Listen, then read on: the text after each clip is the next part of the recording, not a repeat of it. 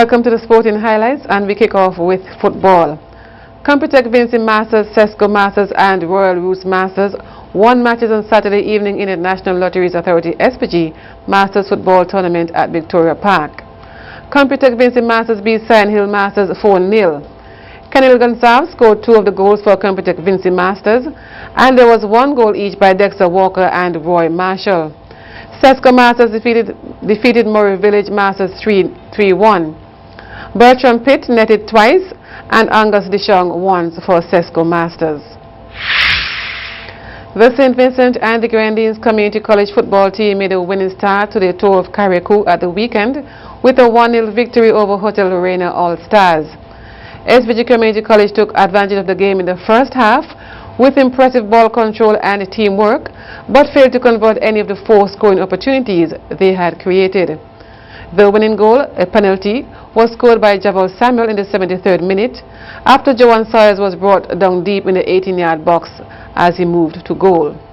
The St. Vincent and the Grenadines Community College winners were in winners' row again yesterday when they defeated Uprising Youth 3-1. And in cricket, 2020 star Carlos Brathwaite has joined reigning champions Sydney Thunder for the remainder of the Big Bash League campaign, replacing West Indies teammate Andrew Russell, who has been ruled out with a hamstring injury. The 28-year-old Barbadian is expected to link up with the franchise shortly, but there was no confirmation on if he would be ready for Sunday's clash against Hobart Hurricanes at Blundstone Arena. Darren Bravo has been left out of the Trinidad and Tobago Red Force 14-man squad for this month's Regional Super 50, pending the outcome of a meeting with the West Indies Cricket Board, the WICB, pertaining to his disciplinary issues.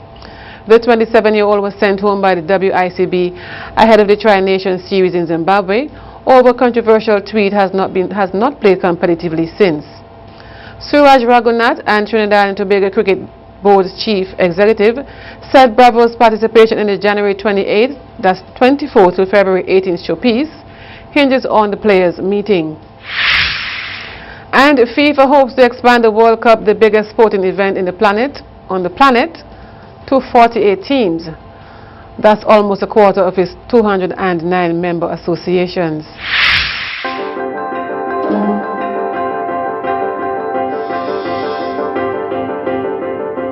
If football's flagship event is expanded, it'll be the 4th time it's happened.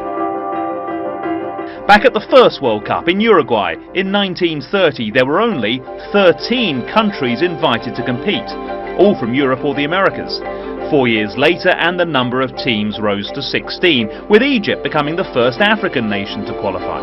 Almost half a century later, 24 countries contested the 1982 World Cup in Spain. And it wasn't until France '98 that football's most prestigious event became a 32-team tournament. The 2026 World Cup is the earliest it would grow to 48 nations. So, how would it work? The most likely option for a 48-team World Cup is to start with 16 groups of 3 and 2 countries qualifying from each group. That would leave us with just 32 nations, and 5 knockout rounds later, 1 team will be world champions. All that would require more games, an increase from 64 to 80 matches overall. Critics also say it will dilute the quality of the competition because almost a quarter of the world's football nations would be at the World Cup. But the plan has plenty of support within football because a bigger World Cup will bring in even more money than the $4.8 billion Brazil 2014 reportedly made. And there will be extra spots for countries from Africa, Asia, North and Central America and the Caribbean. Stay with us, the regional news is up next.